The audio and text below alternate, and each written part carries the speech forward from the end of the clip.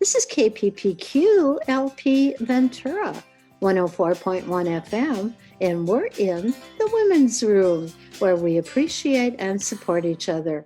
I'm your host, Kathleen Good. My guest today is Nicolette Walker-Itza, who is in the leadership circle of the Ventura Chapter of SURJ, an acronym for Standing Up for Social Justice. SURJ is a nationwide organization. Nicolette is a preschool teacher and currently involved in the Black Lives Matter national movement. We'll get into that in more detail later in the show, but for now, please give your listener a brief description about what SURJ is and what the organization does. And then also tell us why this group appealed to you. All right. Thanks, Kathleen. Thanks for having me. You're so welcome. Well, SURJ is actually a national network of groups. It's showing up for racial justice. And there's a lot of different chapters that are set up in different cities across the United States. And we have one here in Ventura County that was started about 4 years ago. So it's just a group of individuals that are volunteering their time to help work toward racial justice in the county here. And there's a few of us that are involved in the leadership, and what we do is set up monthly meetings with our people who are interested in coming to a meeting to talk about implicit bias, racial justice, white supremacy, activism, how people can learn about these different topics. We usually pick a different topic for each monthly meeting, and that's our time for education and resources. And then we also focus on mobilizing people to support organizations in the county that are led by Black people or Latinx people or people of color. So why did this group in particular appeal to you? I had for a long time been working in my own life on racial justice issues, just personally through learning Spanish and spending a lot of time with Hispanic and Latinx people in our community. And just experiencing different things with the immigration system and with the agricultural system here and people's experiences with both. And so I think that's what got me really interested in it on a personal level. And then I wanted to learn more, and I had been searching online, and I finally found Showing Up for Racial Justice, and I found that Ventura County had a group that was meeting monthly, so I started going to the monthly meetings. And just from there, I kind of felt like I found my community, and that we can kind of come together and talk about our experiences and talk about what we had questions about. It was a safe space to kind of just ask questions and get resources from other white people who are working to unlearn their own personal biases and also do racial justice work. So let me just interject a question here. So SURJ is mainly white people, right, who want to learn about their own prejudice and then help those who are racially discriminated against. SURJ started sort of as from a call that Black Lives Matter National made to white people that we need to step up more and we need to educate our friends and family. We need to voice, our opinions more when we're standing up for racial justice. We need to be as loud as the people who are voicing all of these discriminatory and bigoted things. In other words, not just gloss it over, but actively get your opinion out there. Right, actively address it and stop being silent and complicit in the racist rhetoric and behavior that we're seeing more and more nowadays. So that was what the call originally was, out to white people, but we are an inclusive group and multicultural group, but it is mainly people who identify as white or maybe pass as white or have experiences with wanting to unpack some of their own privileges that they have, whatever their identity is, but trying to use those privileges for good to help the people in our community that are marginalized and a lot of times are overlooked or not listened to. Well, can you name some of the privileges that we as white people have? As you just mentioned, it would be a good time now to bring that up for our listener. Sure, I guess part of it is starting to realize that the culture in which we live normalizes whiteness, and that's Oh, part of white supremacy is we sometimes don't even realize how we have been taught and how things have been normalized in a way where everything that is white and is white culture is sort of seen as the norm. uh-huh, So we can see this in media, like in movies and TV, how the majority of people in the media are white, and the majority of things that we're taught in school are written by white authors. When you start to kind of analyze where we're getting our information from and who are the people that are being recognized and who are being listened to, then we can start to see patterns where it's the majority of the people are white, and that's where our frame of reference is coming from. So uh-huh.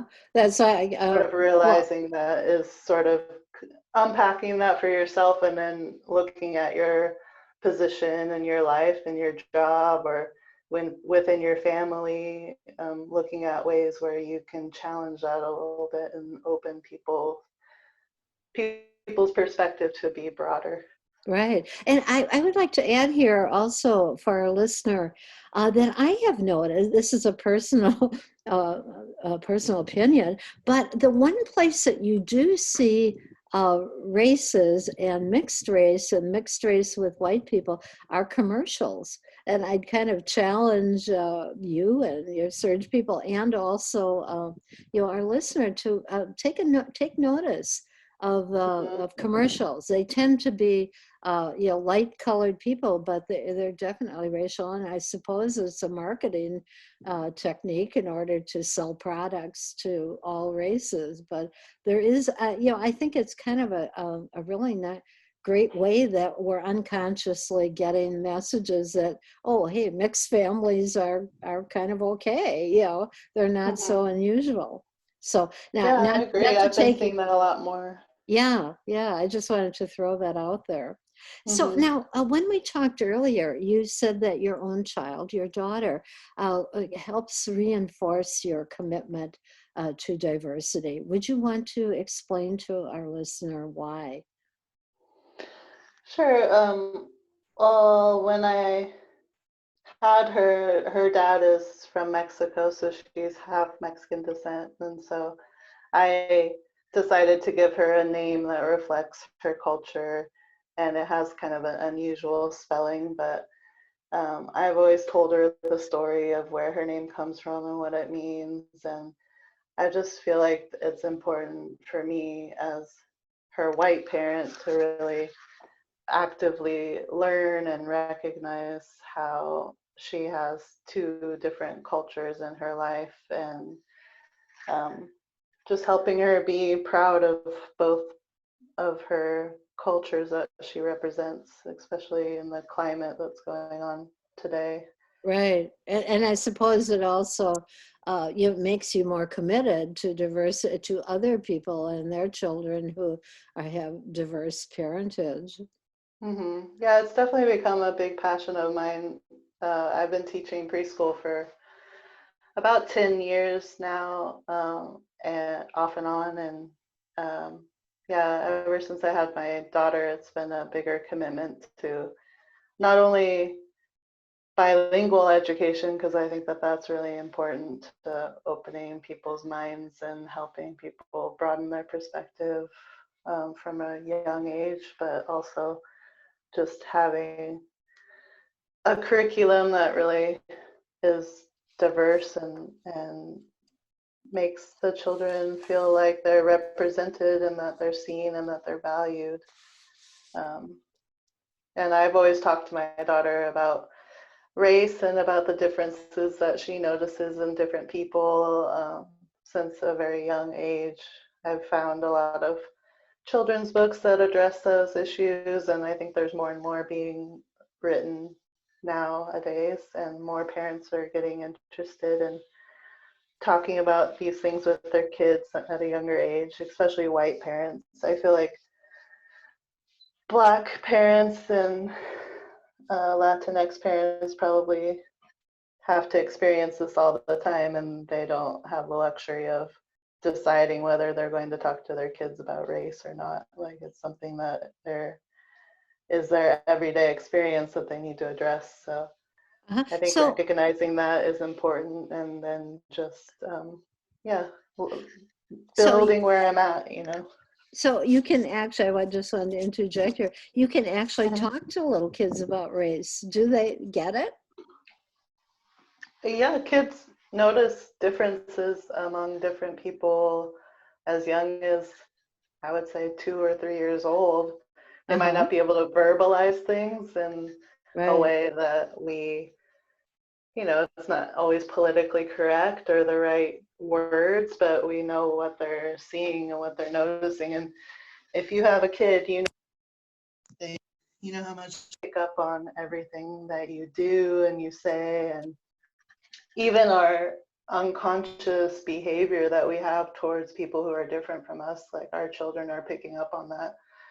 So I think that's something important to recognize, like, who do you interact with when your child is looking? How do you interact? Uh-huh. And then when your child notices differences among people, how do you address those? And what's your tone?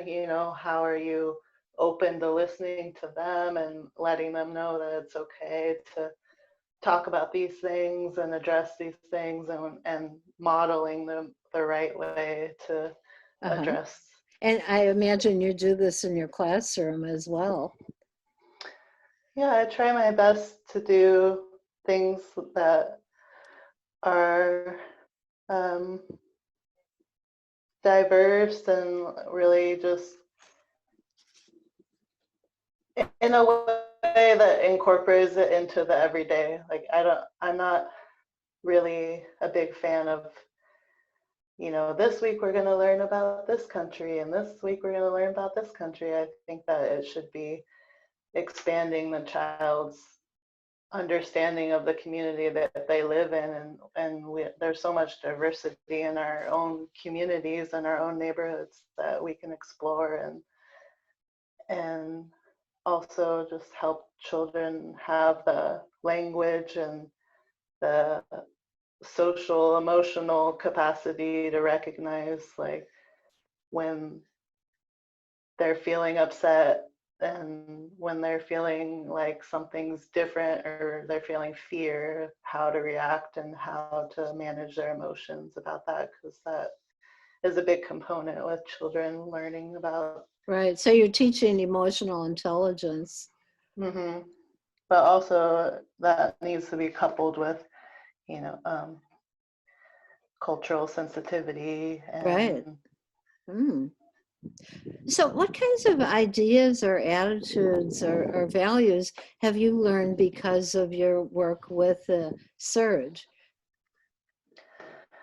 um, I'd say over the past couple years I've been involved with leadership. I've learned how to incorporate self-care into all of this work with activism, and even examining your own biases that you might have in your own family history and learning about things that you never learned about before. Sometimes it's really taxing emotionally, psychologically, physically. We're going out to all these marches now and helping and doing different things. So there's a lot to be done right now, and there's a lot of people looking for information and resources, and sometimes it gets to be overwhelming. So I guess just making sure it's a long-term, lifelong commitment to really fighting for racial justice and really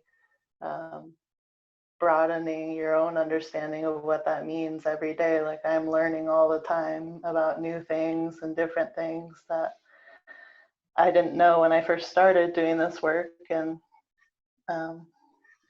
I've just been learning about how to connect more with the community, with different organizations, and what work they're already doing, and how I can support them without taking away from their voice and their leadership, but showing up to support what their vision is and what they want, and being okay with not always being in the spotlight. It's actually not about me or what us are doing, as individuals, but just looking at the collective and how we're all helping each other and how we can move forward better. So have you had, you mentioned having to confront some biases in yourself, or perhaps some of the other people in the group found they had biases when they thought they had none. What types of things would that center around? I think a lot of times people are sharing stories maybe from their childhood. A lot of times people reflect on the messages that their parents gave them, or maybe they learned in school, and realizing the impact that that's had on your life over the long term, and trying to trace back the steps, like, where did that all come from? And sometimes that's a really big aha moment for people. I would say. And then just sometimes learning about a new identity or intersection of this work that you've never really considered before. Like, I'm still researching and learning about LGBTQ rights and trans rights, and how that all connects with the Black Lives Matter movement and what the origins of those are. And that's not like in my immediate experience a lot of the time, but I feel like it's important to learn. And then that way, when I do show up for organizations that support LGBTQ rights, and then I am a better ally for it. Okay, well, let's just hold that thought about how many prejudices are related to what we term racial prejudice for a moment, because we have to do station ID. This is KPPQ LP Ventura, 104.1 FM, and we're in the Women's Room, where we appreciate and support each other. I'm your host, Kathleen Good. My guest today is Nicolette Walker-Itza, who is in the leadership circle of the Ventura County Chapter of SURJ, an acronym for Standing Up for Social Justice. SURJ is a nationwide organization. Nicolette is a preschool teacher and currently involved with SURJ in the Black Lives Matter national movement. And we're back. So I'm just looking at some of my notes here, and you've covered much here, but if you could talk a little bit more about why white people have more cultural power. And if we're talking in relation to the current Black Lives Matter movement, why do some police see white people differently? Well, I would say it goes back to what I was saying about white supremacy and how that works in our culture, just being seen that white is the norm and what white people do is the norm. And that's been shown, you know, historically, and the way that institutions are set up, it's based off of the findings and research that they've done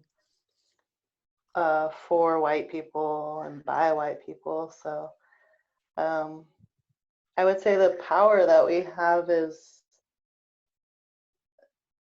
you know, we're a large majority of people here in the United States, for one, and two, I would say historically white people have been silent about issues of racial justice, and we've Ah, chosen not to engage, and we've right. decided to say, oh, those racists over there are bad people, instead of examining how are we being racist in our own everyday lives, and how are we, you know, complicit in racism by not addressing these things and by not speaking up. And And we have that luxury to do that because we're white and we don't have uh-huh, to face these things in our everyday immediate experience. So we can right, choose to say, oh, I'm just going to turn the TV off, or oh, I'm just not going to pay attention to that. But right, I think right. that the movement now, you know, with these super violent deaths being portrayed on social media everywhere, and everyone's getting to see firsthand what these experiences are like for some people, you really can't ignore it anymore. And I think Right. that's Go part ahead. of the power. We need to stand up and we need to show up and we need to actually voice our opinion, and also we need to use our space that we're given in professional, you know, in our workplace or in our institutions. We need to kind of take a step back and let other voices that are marginalized be heard. And they have some wonderful ideas. And and they So, know because it's their experience and they're the ones experiencing the racism firsthand. And right. So we have to be more, we not only have to speak out, but we have to be better listeners. for sure, yes, I think Okay. listening is a big skill that people can work on. We're Right. not taught how to be very good listeners, I don't think. It's all about the individual and trying to get ahead. And uh, we don't spend a lot of time talking about how we need to work together or what are the best ways for all of us to move forward together. Okay. So you mentioned before the break, about racial prejudice being like other prejudices, and I've noticed that the prejudice toward blacks and other people of color is made up of the same feelings of dislike, contempt, ingrained disrespect as the misogynistic beliefs toward women. And since we're in the women's room, I always like to have my guests talk about that. Would you agree with this, or can you speak to this idea that this is all really misogyny that we're talking about, Hmm. ingrained, and Yeah, yeah, it's definitely part of the same structures of patriarchy and white supremacy that has been in this country ever since white people came here. Um, so I would say recognizing the different identities that you have within yourself. Like for me, I'm white. Um, the history of my family goes back to uh, a ship coming over from Jewish Germany for a part of my family, and a ship coming over from England, which was a Mayflower, for part of my other side of my family. So, uh-huh. you know, you realize that there's different parts of you that you can identify with other people. So even though I have that white identity of myself, I can trace back my family to immigrant roots. And then I also can look at my own personal identity, like with my daughter, her father is an immigrant, and we face different issues because of that. And then being a biracial family, and then also I identify as queer, so I am learning more about LGBTQ rights and that identity. Um, and then where they all intersect, you know, I'm a woman, so I know exactly what you're talking about with misogyny. Uh-huh. And I think examining that for myself helped me be a lot more empathetic to other people who are experiencing even more marginalization and discrimination than I have ever faced based on my identity.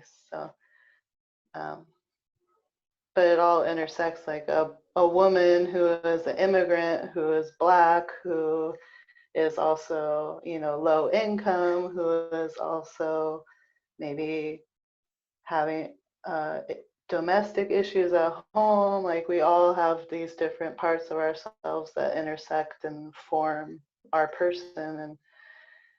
And so we can all recognize those in ourselves and empathize with everyone else in that way.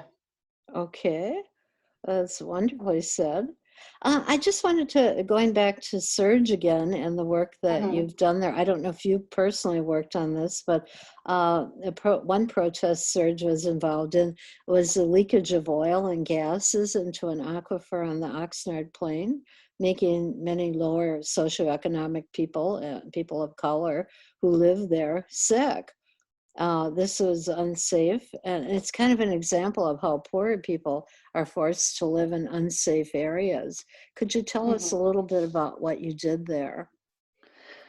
Yeah, we, as SURJ and as a white, I guess I would say a white ally group, we try to support other actions or campaigns that groups are doing in the area. We usually try and stick in Ventura County, but sometimes Santa Barbara.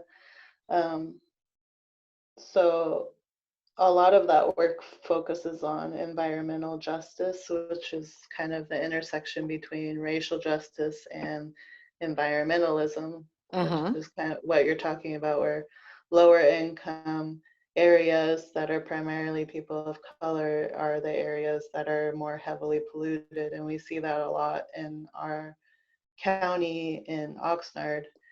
And so we've partnered a lot and supported with cause, and also um,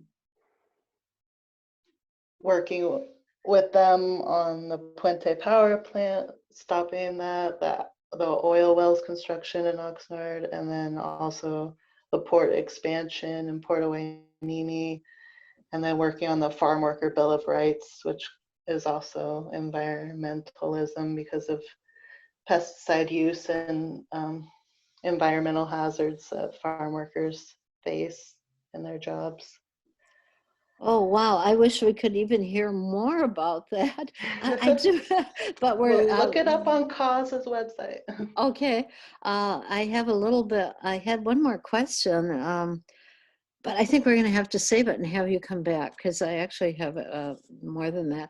And we're running out of time. But thank you so much, Nicolette Walker-Itza, for coming in to educate us about SURJ, SURJ, Standing Up for Racial Justice. You can find SURJ on Facebook.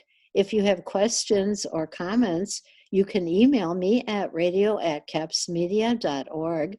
Type the words "in the women's room" in the subject line. This is KPPQ LP Ventura 104.1 FM, and we're in the women's room where we appreciate and support each other. In the Women's Room is the first women's issues show to find a home on KPPQ. Women's concerns are our concerns.